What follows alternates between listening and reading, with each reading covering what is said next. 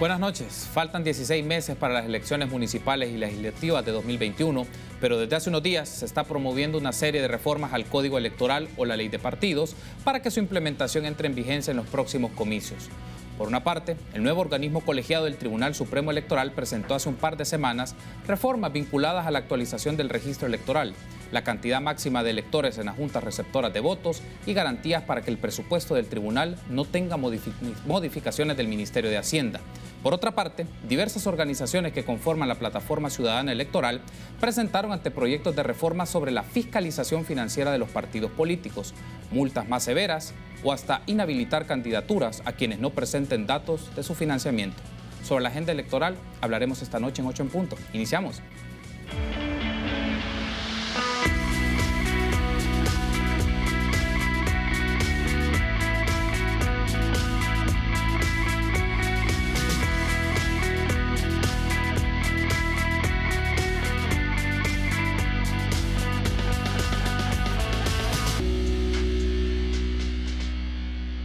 Muy buenas noches, qué gusto que nos acompañen en una nueva edición de 8 en punto. Les saluda Carlos Monterrosa. Jueves 24 de octubre vamos a dedicar el programa para hablar de las reformas electorales y los partidos políticos. Hay una serie de reformas o pliegos petitorios de cambios de las leyes electorales que tienen que ver con el proceso electoral, con el padrón electoral o el registro electoral, pero también particularmente implicaciones que tienen con la aplicación del voto en el exterior, que es otro de los temas que ha estado en debate. Y es un gusto para mí recibir en este set a Ruth Eleonora López, especialista en temas electorales, y Eduardo Escobar, director ejecutivo de Acción Ciudadana. Buenas noches, bienvenidos a 8 en punto. Ruth, qué gusto encontrarnos. Buenas noches, Carlos, mucho gusto y muchas gracias por la invitación. Gracias a usted por estar con nosotros. Eduardo, también bienvenido. Buenas noches, Carlos, siempre un gusto y un gusto también compartir con Ruth. Gracias a ustedes por estar con nosotros. Veamos la nota introductoria. La petición la llevaron varios ediles del departamento de San Salvador y La Libertad. Hablamos que es una iniciativa que hemos discutido con alcaldes de todas las denominaciones políticas, también con representantes de las diferentes fuerzas políticas representadas aquí en la Asamblea Legislativa, y creemos que es algo que va a venir a fortalecer nuestra democracia, el hecho de que el votante tenga la opción no solo de votar por la bandera del partido político o coalición, sino también de la fotografía del candidato. La idea ya generó algunas reacciones, asegurando que los alcaldes buscan minimizar el impacto visual de la bandera del partido. Sin embargo, ellos dicen que solo quieren que la gente conozca mejor a quienes gobiernan los territorios. En 2012, por cierto, fue un momento que se experimentó con esa nueva modalidad y funcionó. Y ha venido año con año mejorándose, pero ¿por qué no hacerlo también con los alcaldes? ¿Y por qué no hacerlo también en las elecciones presidenciales? Es un cambio al código electoral. En las próximas elecciones aseguran que también podría incluirse las fotos de todo el Consejo Municipal. Yo creo que al final lo importante es de que poco a poco debe de irse como despejando esa situación que la gente tan mal ve, que es el hecho de que todo era por un partido. Es que tengamos en cuenta algo. Yo creo que el funcionario público más cercano de la población es el alcalde.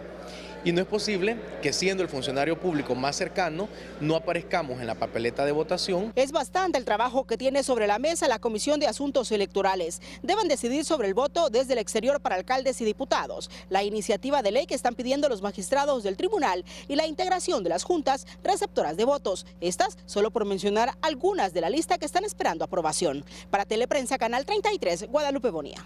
Agradecemos a Guadalupe Bonilla por esa nota que permite introducir el tema que vamos a platicar en el transcurso de esta hora. Ruth, parece que estamos en temporada de propuestas de reformas electorales. Recientemente el Tribunal Supremo Electoral lo ha hecho, también lo han hecho organizaciones de la sociedad civil. Ya nos van a describir un poco sobre esto, Eduardo, pero me gustaría partir con algo más general y creo que es importante para que lo asocien nuestros amigos y amigas de la audiencia. Cómo las reformas electorales o este proceso de reformas electorales que buscan modificar ciertas disposiciones de ley afectan o tienen una incidencia en la gestión electoral, en los partidos políticos y en la política. Sé que es una pregunta un poco más macro, pero la importancia es ver por qué estas reformas trastocan o afectan estos componentes que tienen que ver con la gestión del tribunal, la política y los partidos. Bien, Carlos, aquí hay varias cosas. Primero, yo creo que todavía no estamos viendo el conjunto de reformas de manera integral. Es decir, todavía no se están abordando todas las reformas que el sistema necesita. Sin embargo, también es prudente y además hay que reconocerlo, que en la mesa hay que poner también las reformas que son procedentes o las reformas que son necesarias además para un buen desarrollo del proceso electoral. Aquí estamos hablando, por ejemplo, de las reformas que van encaminadas a ejercer un mayor control sobre el proceso electoral, entiéndase, incluso sobre el tema de los partidos políticos, democracia interna, financiamiento. Pero también estamos hablando de otro conjunto de reformas que están encaminados a facilitar el ejercicio del sufragio, y en otros casos también estamos hablando de reformas que permitirían, por ejemplo, en el caso de los salvadoreños residentes en el exterior, afinar, ¿verdad?, el sistema que existe alrededor de este voto particular. Ahora, lo que pasa es que, y por la introducción que estábamos viendo, tengo que tocarlo, yo creo que incluso es necesario que nosotros como sociedad civil, la academia, también se plantee el reto de formar e informar de mejor manera a la población. Porque aquí, por ejemplo, en la reforma que se ha planteado recientemente sobre el tema de la foto de la papeleta de alcaldes, yo creo que no estamos hablando de un voto por rostro, porque hay un montón de confusiones, ¿verdad?, sobre estos temas. Únicamente se está hablando de la colocación, de colocar una fotografía en vez de una bandera, o de una fotografía y la bandera en este proceso electoral. Lo que pasa es que en este tipo de elección estamos hablando de una elección de mayoría para la elección de alcaldes y de síndicos, y de una elección proporcional para el Consejo Municipal. O sea, si bien es cierto los alcaldes son muy relevantes, también es cierto que los consejos municipales son los que toman la decisión. Y yo he insistido en que si de una reforma profunda estamos hablando en los consejos municipales, pues entonces habría que avanzar a los consejos proporcionales y no quedarnos en los consejos plurales. O sea, este tipo de cosas, ¿verdad?, que hay que ir un poco más a profundidad de las reformas. No podemos verlo de manera tan superficial y solo decir, bueno, no, es que la reforma va a ser solo colocar la fotografía, ¿verdad?, en este caso. O una de las reformas que también ponía en la mesa la semana pasada, hace 2 semanas, el Tribunal Supremo Electoral, que era el multar, por ejemplo, para mejorar el sistema de registro electoral, el multar a los registradores que no enviaran con tiempo, ¿verdad?, las partidas. Sin embargo, yo creo que esto es un tema que hay que verlo también más allá de esta simple reforma, porque eso no va a solucionar los problemas de pureza del registro electoral que nosotros necesitamos, que necesita el sistema y que necesita el país. Hay que ir un poco más allá y pudiera ir encaminado perfectamente a acabar de concentrar, ¿verdad?, tal como fue concebido y creado el Registro Nacional de las Personas Naturales. Entonces, creo que a veces nos quedamos un poco en la superficialidad, ¿verdad?, de las reformas. Vamos en el siguiente bloque, me gustaría que ampliemos de lleno el tema de las reformas que presentó el Tribunal Supremo Electoral, porque hay componentes del registro electoral, pero también hasta de reformas constitucionales por el tema de la iniciativa de ley. Pero antes, Eduardo, no quiero dejar de lado lo de la nota introductoria, porque esto no es algo tan nuevo que digamos. El tema de tener la fotografía para las elecciones de alcaldes o hasta de presidentes ya se ha mencionado años atrás, pero la pregunta aquí que puede estar en la cabeza de varios amigos y amigas que nos sintonizan es, ¿y al final cuál es la utilidad de esto? O sea, proponer esto, o es, como suele ser, una estrategia de partidos y de políticos en concreto que lo hacen para coyunturas específicas. Bueno, en este caso, el tema de la fotografía en una papeleta de la elección municipal sí es la primera vez que se está promoviendo. Ya se había promovido la del presidente de la República, que por cierto la Sala emitió una resolución que dijo de que no había inconstitucionalidad en que no estuvieran las fotos, y a eso quiero llegar, porque es un sistema de mayoría de lista cerrada, o sea, y bloqueada en el caso de la elección presidencial, o sea, porque ahí no se puede elaborar una lista por parte de la ciudadanía, que digamos la idea del voto preferente, que se puede reordenar el listado, o el voto cruzado, que yo puedo hacer una lista propia. Pero en este caso no. En el caso de la elección presidencial, dijo la Sala, no hay de ninguna manera una inconstitucionalidad porque no aparezca la foto. Entonces, trayendo ese mismo argumento o esa lógica al caso que se está planteando, que tiene que ver con la elección municipal, ya Ruth adelantaba algo. Es un sistema de lista cerrada y bloqueada. O sea, no tiene ninguna incidencia en un sistema así colocar la figura, la foto o el nombre del candidato, porque el ciudadano no puede alterar ese listado. O sea, los partidos presentan un listado A y un listado B. El listado A, alcalde, síndico, en ese orden, y se logran, si ganan con más votos la elección municipal, hasta donde les alcance el número de concejales, el alcalde y el síndico, y logran la elección. entonces no se desordena la lista, sino que hay una precedencia en el orden que ya estableció el partido. Lo mismo si el partido no gana la elección y tiene su listado B, va en ese mismo orden. Entonces, la lógica de la foto es de que el ciudadano pueda escoger dentro de la oferta del partido aquellos candidatos que considere los idóneos para ocupar el cargo. Y por eso es que está el sistema de lista abierta o de lista cerrada pero desbloqueada, donde uno puede, como ciudadano o ciudadana, hacer esa. Pero en este caso, en la municipal, no tiene ningún sentido, o sea, no tiene ningún efecto de posibilitarle al ciudadano escoger mejor, porque no es esa la lógica. Aparte que recordemos que la figura del alcalde es la que concentra toda la campaña electoral. O sea, esos argumentos de que porque no lo conocen, eso no es cierto, porque la campaña electoral en las municipalidades se gira sobre la figura del alcalde, del candidato alcalde. Entonces, son razones, digo que incluso pueden, si nos ponemos a ver el tema económico, pueden significar un costo mayor para elaborar esas papeletas. Diferente es que si se dijera, como ya decía Ruth también, pasemos a proporcionalidad y abramos las listas, o al menos hagamos voto preferente municipal. Ahí sí tendría sentido poner las fotos porque puede escoger el ciudadano. Digo, no estoy sugiriendo que sea eso, pero en ese caso sí tendría sentido. Tengo que hacer la pausa, pero al regresar vamos de lleno con las propuestas de reformas que hizo el Tribunal Supremo Electoral hace unas semanas. Volvemos.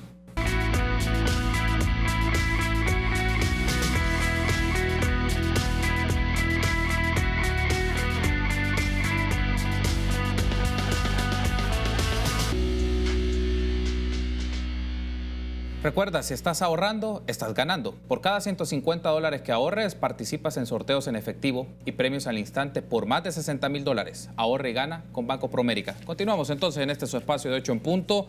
Jueves 24 de octubre hablamos de las reformas electorales y de los partidos políticos con Ruth Eleonora López, especialista en temas electorales, y con Eduardo Escobar, director ejecutivo de Acción Ciudadana. Hablemos ahora un poco, Ruth, del pliego de reformas que presentó el Tribunal Supremo Electoral. Son varios componentes, pero quiero centrarme particularmente en el tema del registro electoral y la importancia desde la propuesta del tribunal de depurar el registro electoral y en algunos casos establecer sanciones si fuera pertinente que menoscaben la actualización del registro, porque esto es fundamental para facilitar el trabajo de las elecciones y ante todo una de las discusiones que siempre aparece acá es que no está depurado totalmente el padrón, no tenemos datos precisos, todavía aparecen personas fallecidas en el padrón o personas que pueden estar inhabilitadas de sus derechos políticos. Entonces, ¿por qué es fundamental esta depuración para aspectos no solo técnicos, también para aspectos de garantías, ¿no? de una elección transparente? Bien, el registro electoral es uno de los pilares de la transparencia de cualquier proceso electoral. O sea, es sumamente relevante que el registro electoral esté precisamente depurado, ¿verdad? Lo que pasa es que esa actualización es una actualización compleja porque además el Tribunal Supremo Electoral tiene un registro dependiente de otro registro que es el Registro Nacional de las Personas Naturales. Entonces, el registro electoral no se autogestiona, hace procesos administrativos internos precisamente para establecer controles y hacer depuraciones, pero tiene una fuente primaria que en este caso, una fuente secundaria que en este caso vendría siendo el Registro Nacional de las Personas Naturales y tiene una fuente primaria que son las alcaldías. Entonces, todo esto, desafortunadamente, no está debidamente conectado. Actualmente, solo 39 alcaldías tienen un registro en línea, tienen un registro, en línea, con el Registro Nacional de las Personas Naturales y pueden precisamente trasladar la información de los hechos vitales de las personas de manera rápida, instantánea, inmediata. Pero son 262 municipios, ¿verdad? Entonces, tenemos muchos municipios en el país, la mayoría de los municipios, que no están conectados en este sistema. ¿Qué es lo que ocurre? En 1995 se decretó la ley transitoria del registro del estado familiar, una ley transitoria que todavía está vigente, o sea, esa transitoriedad nos ha llevado un montón de años y definitivamente es algo que hay que acabar de modificar. Hay que acabar de modificar y yo insistí en el bloque anterior para darle las facultades al Registro Nacional de las Personas Naturales que tiene precisamente para que toda esta información pueda fluir de la mejor manera. ¿A qué voy ahora? Claro, el tribunal no tiene facultades precisamente para establecer, porque esto es un tema legislativo, son los diputados los que tienen que mejorar el sistema y además pues acabar de dar por finalizada esta transitoriedad. y el tribunal hace lo que puede. En este sentido, lo que está pidiendo es, bueno, mire, señor registrador, mándeme en tiempo, tiene que remitirme en tiempo precisamente esta información y también a los juzgados, porque estas cosas, o sea, no puede estar, nunca va a estar depurado el registro si las fuentes de las que bebe el registro no envían la información. Entonces, es trascendental, pero la reforma tendría que ir un poco más allá. Claro, el tribunal ha hecho y ha presentado lo que está en sus manos en este momento, ¿no? Pero el Registro Nacional de las Personas Naturales también tendrá un papel que jugar, y en este caso el Ejecutivo tiene un papel importantísimo porque es una institución que pertenece, ¿verdad?, a la Presidencia de la República, al órgano ejecutivo en este caso. Este es uno de los temas. El otro tema que es relevante también y que está muy vinculado a esto y a todos los temas que vamos a conversar es el financiamiento del Tribunal Supremo Electoral, que es un tema relevante porque ya se ha dicho en otras ocasiones, el Tribunal Supremo Electoral tiene como presupuesto ordinario el mismo hasta el año anterior desde el 2002. Y las facultades y las obligaciones que tiene el Tribunal Supremo Electoral hoy no son comparables con las que tenía en el 2002. Este año creo que tuvo un presupuesto un poco mayor por una asignación precisamente para la compra de unos vehículos. Pero un Tribunal Supremo Electoral que tenga que organizar elecciones y que tenga que estar pidiendo constantemente presupuestos extraordinarios para la celebración de elecciones, también se ve atado, ¿verdad?, precisamente a los vaivenes que ocurren normales políticos en la Asamblea Legislativa. Y eso termina apretando la funcionalidad del tribunal. Por ejemplo, una de las primeras acciones que ya tiene que tomar el tribunal, bueno, ya tendría que estar haciendo el levantamiento cartográfico para la actualización del voto residencial. Eso no se hace en proceso electoral, eso se tiene que hacer, son actividades permanentes que tiene que tener el tribunal.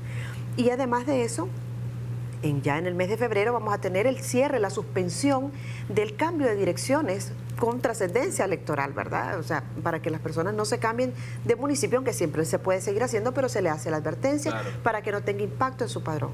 Entonces, este tipo de cosas, eso requiere, por ejemplo, una campaña de información que el tribunal no puede desplegar porque no tiene presupuesto. Y me permite conectar el tema presupuestario. Bueno, está el tema de la ley en el exterior, que eso tiene otra dinámica y que también requerirá un financiamiento importante para esto, Eduardo, pero también revisando un poco la propuesta de reforma, es que explícitamente piden sin modificaciones del Ministerio de Hacienda, es decir, que el Ministerio de Hacienda no trastoque la propuesta original que presenta el Ministerio, aunque hay techos presupuestarios, que es una tarea del Ministerio, pero el punto es, en estas circunstancias, y Ruth plantea algo muy interesante, desde el 2002 siempre ha salido afectado el tribunal, que le recortan. Las últimas dos elecciones fue una muestra de ello.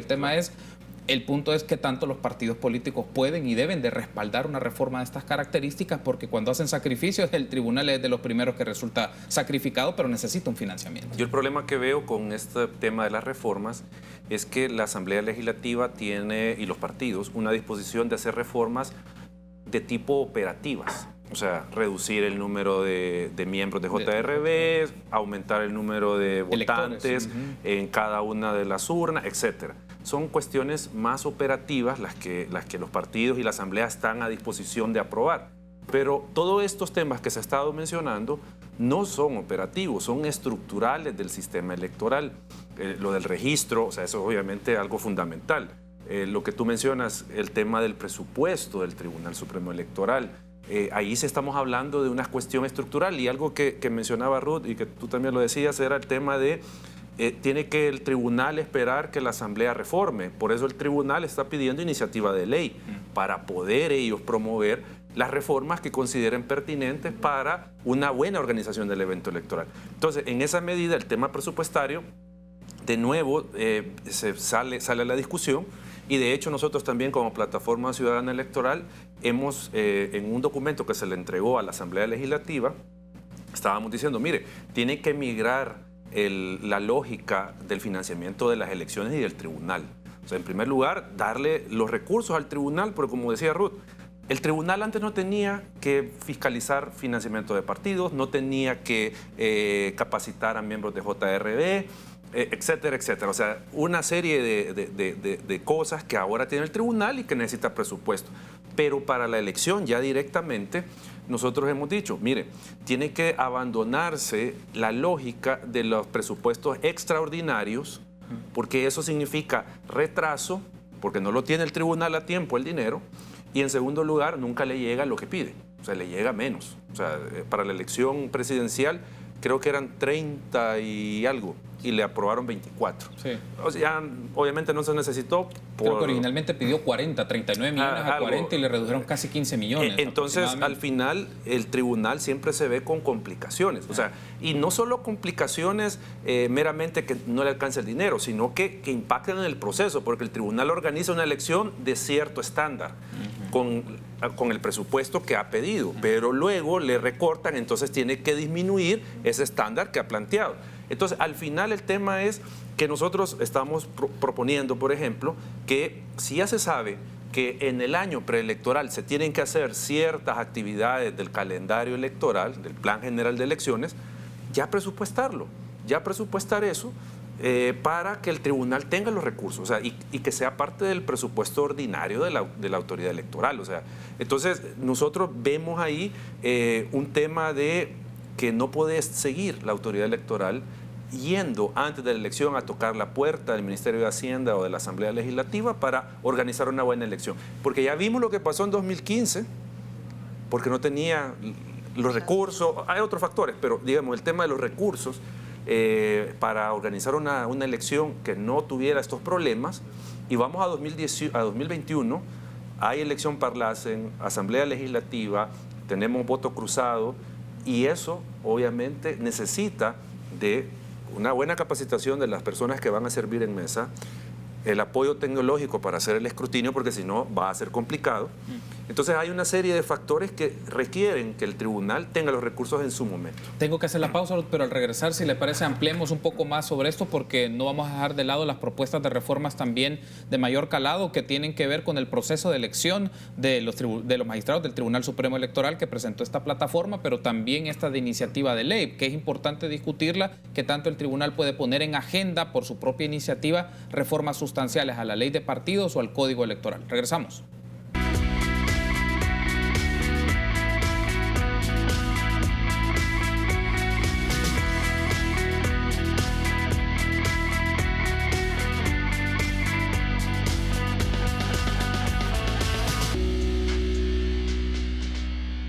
Seguimos platicando de las reformas electorales con Ruth Eleonora López y con Eduardo Escobar. Ruth, tenía pendiente una idea de mencionar sobre el tema presupuestario y por qué es necesario que un tribunal no solamente no se le modifique la solicitud presupuestaria para el desarrollo de las elecciones, también la garantía de que esos fondos se brinden con tiempo suficiente para implementar las cosas pues de buena forma.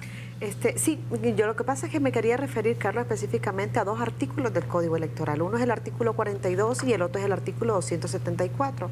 En ambos artículos, el Código Electoral establece que el tribunal es el que elaborará, según sus necesidades, el presupuesto, ¿verdad? Tanto el presupuesto ordinario como el presupuesto extraordinario. E incluso en el artículo 274 dice que el tribunal lo hará del conocimiento del Ministerio de Hacienda, quien sin modificaciones los pasará a la Asamblea Legislativa para aprobación. Lo que pasa es que hay una colita en un artículo que establece que en consulta con el Ministerio de Hacienda, y es ahí donde yo creo que ha habido una interpretación equivocada precisamente sobre este famoso recorte. Claro, es lógico, o sea, la situación financiera del país tampoco estamos para pedir millones, ¿verdad? Yo creo que hay que tener un poco también de mesura en este tema, porque no es que el tribunal pueda pedir lo que entienda, pero yo creo que el tribunal tiene un personal bastante técnico, tiene gente muy especializada en estos temas, y yo creo que pudiera, independientemente de que no se termine de ejecutar el presupuesto, pues se devuelve el presupuesto en su momento, porque otro de los problemas son los mecanismos de desembolso. Es decir, de nada sirve que el tribunal tenga el presupuesto aprobado si no se aseguran mecanismos de desembolso para él poder ejecutar ese presupuesto, que es otro tema relevante. Y ahí voy a conectar con la idea que decía Eduardo antes, y es el tema de la iniciativa de ley. Vuelvo a la iniciativa de ley porque es una de las reformas que ha presentado el Tribunal Supremo Electoral, que es una reforma constitucional, ¿verdad? Y yo creo que aquí una de las reformas, bien hubiesen podido incorporar la reforma constitucional para tener un presupuesto asignado y dejar de ver estos presupuestos anuales, esa ejecución anual del tribunal, y verla de una manera plurianual, cuando realmente hay un montón de procesos por ejecutar en varios años consecutivos. Hay un asunto acá, Eduardo, que también nos permite la reflexión, a mí me deja solo una sospecha, pero al final solo eso es, que si realmente se quisiera facilitar el trabajo del Tribunal Supremo Electoral, los partidos políticos hubieran dinamizado esta serie de reformas hace varios años atrás, digamos, pero particularmente ahora llega el tribunal, presenta esta discusión en algunas que son reformas constitucionales que requiere 2 legislaturas, una ratificación por una mayoría calificada, pero el punto, lo que quiero es, a veces no queda la sospecha que los partidos, en lugar de promover el trabajo del tribunal, están como lo dejan en el congelador, lo dejan en suspenso, y se pregunta por qué, si al final ellos proponen a miembros o a personas que llegan a estos cargos de esta instancia colegiada. Es que paradójicamente los partidos políticos, el tema, y la Asamblea Legislativa, el tema que han dejado un poco rezagado, o sea, que no está a tono con otras legislaciones, el tema electoral. O sea, ¿y a qué me refiero? Por ejemplo, en el tema del combate a la corrupción, el crimen organizado, el lavado de activos, tenemos nueva legislación, ¿sí? Tenemos nuevas instituciones que se encargan de, por ejemplo, la extinción de dominio. Tenemos nuevas instituciones. En el tema electoral, ¿qué tenemos? O sea, de instancia de los partidos no tenemos nada nuevo. Solo reformas puntuales, como decía, operativas, pero nada de entrarle a una reforma a profundidad. Y en este tema que tú dices, sin duda, el darle libertad financiera o independencia financiera al tribunal le quita capacidad de presionar a la autoridad electoral desde la Asamblea Legislativa y los partidos. O sea, pierden control. O sea, porque pregunto o planteo esto, órgano judicial tiene asignado un presupuesto, no tiene que andarle tocando la puerta a nadie, tiene asegurado sus fondos el órgano judicial, porque por constitución está establecido el monto que le corresponde. Pero el tribunal no, el tribunal tiene que andar buscando los fondos, pidiéndolos, etcétera, etcétera. Entonces eso lo hace sujeto a que pueda, de alguna manera, desde el sector político, ser, no sé si manipulado, pero presionarlos para ciertas cosas. Entonces, digo, paradójicamente, los partidos, el tema, la materia electoral es la que han dejado por ahí tirada o que no la han modernizado, porque uno comienza a ver el tribunal, cuando uno visita las instalaciones del tribunal, es increíble cómo un ente de esa jerarquía constitucional esté en ese edificio, por ejemplo. O sea, que uno va a los baños y no tienen ni jabón en los baños para el público. O sea, un local, y eso lo que refleja es la desatención de los partidos al tema electoral, paradójicamente. Ahora, quiero incorporar otro elemento para la discusión, que es, tenemos declaraciones del diputado Juan José Martel sobre el tema en el voto en el exterior, y también nos da la pauta para que nos explique Eduardo y luego escuchar a Ruth sobre esta propuesta que también ya viene manejando esta plataforma o este consorcio de organizaciones sobre la aplicación de la ley del voto en el exterior. Escuchemos. Pero es una necesidad, es un derecho constitucional que lo estamos violando en cada elección y no podemos decir simplemente no tenemos capacidad. Es necesario que se creen las condiciones para el voto de los salvadoreños en el exterior. Yo además hice una propuesta en el sentido de que cuando se compruebe que un partido político ha recibido dinero o ha dado dinero al crimen organizado o al narcotráfico, sea cancelado en forma automática, y no se están tomando en cuenta ese tipo de propuestas que sí pueden significar cambios cualitativos en el sistema electoral. Aquí hay dos aspectos, Eduardo, y te consulto a ti primero porque ha sido algo que presentaron recientemente la plataforma de organizaciones en temas electorales. Sobre todo, primero, ¿qué tan factible en este momento y cómo va corriendo el tiempo es lo del voto en el exterior? Es decir, ¿hasta qué nivel? Aunque hay una obligatoriedad a través de resolución y sentencias de la sala, y lo que al final mencionaba el diputado Martel, la fiscalización de la plata de los partidos, de dónde proviene, que es un área que también tú has venido trabajando ya tiempo atrás. Es decir, en este momento, ¿en qué condición nos encontramos y la factibilidad de poder implementar este tipo de propuestas y de reformas pensando en el 2021? Hay dos limitantes en este momento. Una, el tribunal ya está elaborando o ya tiene elaborado, casi terminado el PLAGEL. Y entonces el tribunal, ¿cómo va a organizar y cómo va a pedir un presupuesto? ¿Cómo va a organizar una elección si no sabe si se va a implementar el voto en el exterior, en la legislativa y en la municipal? Sí. O sea, ahí hay un tema. Entonces eso está significando una presión para que se regule lo que se va a regular el voto en el exterior. Y lo otro es que la ley, el Código Electoral, tiene como fecha límite, un año antes de la elección, realizar reformas. Entonces, si la elección se va a hacer el 28 de febrero, hasta el 28 se puede hacer reforma. Si no se logra en ese periodo, ya olvidémonos del voto en el exterior, que es el tema particular, para la elección 2021. O sea, estamos con 3 o 4 meses para que eso se logre concretar. Y aquí es donde viene la dificultad que yo veo. Hay incertidumbre en los partidos políticos de, en primer lugar, el impacto que pueda tener la figura, por ejemplo, del presidente Bukele motivando a los compatriotas en el exterior para que se empadronen y emitan el voto.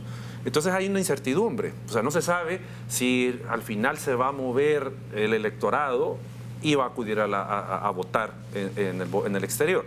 Ese es un tema que obviamente le da a los partidos cierto recelo de poder aprobar una reforma de este tipo. Que ya se estaba diciendo de que sí se iba a regular para el legislativo, pero para el municipal no. Y obviamente eso, digo, ralentiza cualquier reforma. Ese es un tema. Lo otro son los recursos, porque si se está también pensando en una reforma del voto en el exterior que sea epistolar como el que tenemos, entonces eso tiene un costo alto para la autoridad electoral, que no sabemos si al final va a encontrar financiamiento para implementarlo. Y por eso es que nosotros como plataforma lo que estábamos proponiendo, que esto obviamente es muy discutible, pero nosotros hacíamos la propuesta de pensar voto en el exterior electrónico, o sea, que facilite a los ciudadanos y ciudadanas ejercer el voto y que signifique una reducción de costos para el Estado, para el tribunal, de organizar la votación en el exterior. Entonces, ahí está el tema en la discusión, que en el punto de técnicamente cómo se va a implementar, creería yo que no hay problema, o sea, y no estoy diciendo, Ruth, que sea fácil, pero hay salidas. Sí. Por ejemplo, el lugar de nacimiento de la persona, ahí se puede contabilizar el voto, el último lugar de residencia o en última instancia, por ejemplo, donde se pueda comprobar que reside la familia. Esas pueden ser técnicamente soluciones y con el electrónico, pero más es un tema político de incertidumbre de cómo puede impactar un contingente importante de salvadoreños votando desde el exterior. Hago la pausa en el último bloque. Ruth, le escucho sobre este tema del voto en el exterior, pero también la propuesta de una unidad de fiscalización y que establezca sanciones a los partidos políticos que no brinden información de su financiamiento, pero también el espacio para quienes quieran interactuar con nosotros a través de Twitter, @8 en punto, o la transmisión que tenemos en este momento vía Facebook Live de Canal 33. Volvemos.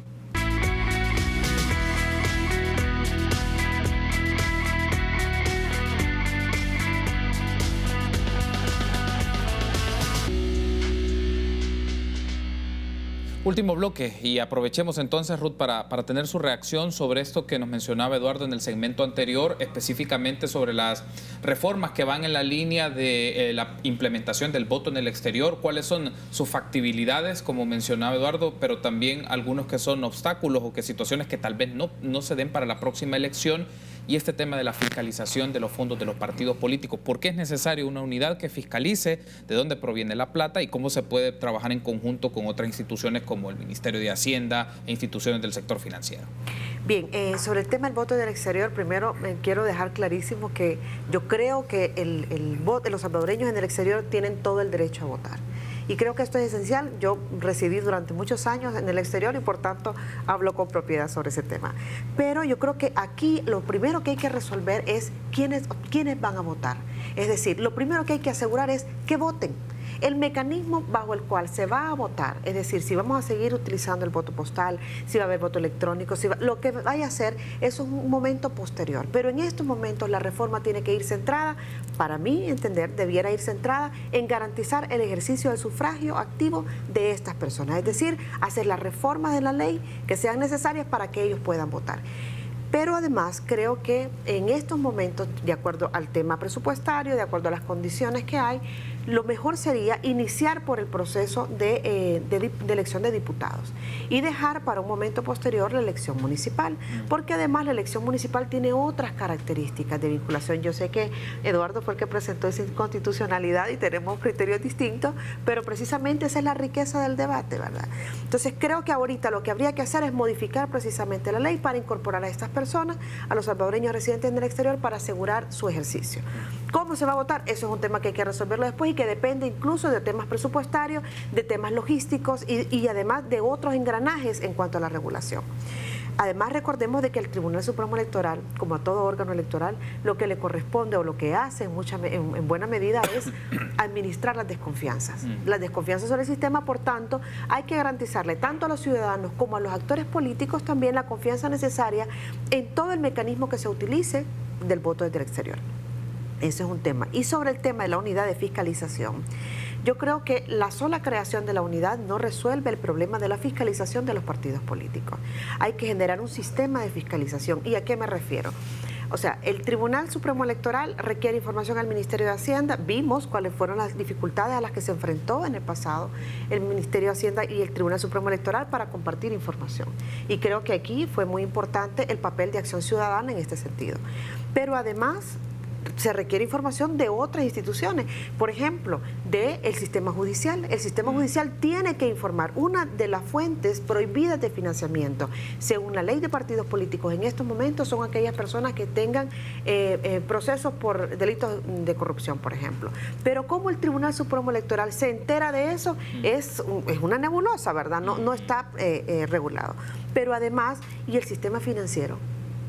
Y entonces nos van a argumentar que si el secreto bancario, que si el secreto fiduciario. O sea, el problema es cómo romper esas barreras de información para que el tribunal, con la unidad que se cree, no solo sea un pequeño espacio desde el punto de vista administrativo, una pequeña estructura, sino que tenga la fortaleza necesaria y las herramientas necesarias para la búsqueda de información y para poder seguir procedimientos sancionatorios o no. Ojalá que no sea así, ¿verdad? Que los partidos, y que además no solo los partidos, sino los candidatos y los precandidatos que también tienen que ser fiscalizados. Que en estos momentos mucho se habla de los partidos políticos, pero no solo son ellos sobre los que debe pesar la fiscalización. Quiero aprovechar, porque antes de irnos al programa, estamos por finalizar, que nos pueda poner producción en pantalla, Eduardo, y tener tu reacción sobre esto, porque es algo reciente que publicó la Sala de lo Constitucional ante recibir una demanda, aceptar una demanda que luego va a procesar y va a emitir una decisión de inconstitucionalidad del proceso de elección de los magistrados del Tribunal Supremo Electoral. Lo tenemos en pantalla el tuit para poner y nos permita contextualizar. Bueno, ahí está, ese es el comunicado, que la Sala admite a trámite demanda de inconstitucionalidad de la elección de los magistrados del Tribunal Supremo Electoral. Ok, entonces ahí aparece, esto fue notificado pues en el transcurso de la tarde, y luego, y ahora pedirle a producción nos pueda poner un tuit de la presidenta del Tribunal Supremo Electoral, Dora Esmeralda Martínez, que ella da una reacción ante esa comunicación que fue de este día 24 de octubre. Entonces vamos a ver el tuit y eso nos permite, ahí está, muchas gracias. Ante la admisión de la demanda de inconstitucionalidad en la elección de magistrados del tribunal, expreso como ciudadana y servidora pública me someto a las decisiones judiciales y mi compromiso desde que asumí es trabajar por un mejor Tribunal Supremo Electoral y lo seguiré haciendo hasta el último día. Tener tu reacción, Eduardo, y la pregunta aquí es, ¿puede prosperar una demanda de este tipo? Sabemos que es una caja con incertidumbres, los procesos de elección de la sala o de decisiones, pero aquí tu lectura sobre esto, y ciertamente es una demanda que debe convertirse en una prioridad, o está el tema de derechos humanos, que es otro proceso de decisión discutible. Bueno, en primer lugar, creo que la ciudadanía tiene que tener claro que lo único que ha pasado hasta este momento es que la sala revisó la demanda, consideró que cumplía los requisitos para admitirla y comenzar a conocer el fondo de la misma, el planteamiento, cuál es la pretensión del demandante. Y obviamente la pretensión es que se declare la inconstitucionalidad por algunos vicios, pero tiene que analizar la sala si ese planteamiento está bien elaborado y si tiene la razón desde el punto de vista constitucional. Y eso, digo, va a requerir un proceso que la sala tiene que estudiar esto y emitir el fallo, la sentencia correspondiente. Entonces, no podemos decir que es algo lineal, que porque se admitió hay una declaratoria de inconstitucionalidad. No. Aparte, que no sabemos si hay una declaratoria de inconstitucionalidad, también puede quedarse a un nivel declarativo. Sí, se violó la Constitución, pero no, eso puede ser una posibilidad, no se separan del cargo, por ejemplo. O lo que ya teníamos acostumbrado, que la sala ordena se separen del cargo por el vicio que ya se declaró en la sentencia. O sea, pueden haber varias posibilidades. Pero digo, no es lineal, o sea, tendríamos que esperar. Pero ahí viene el punto.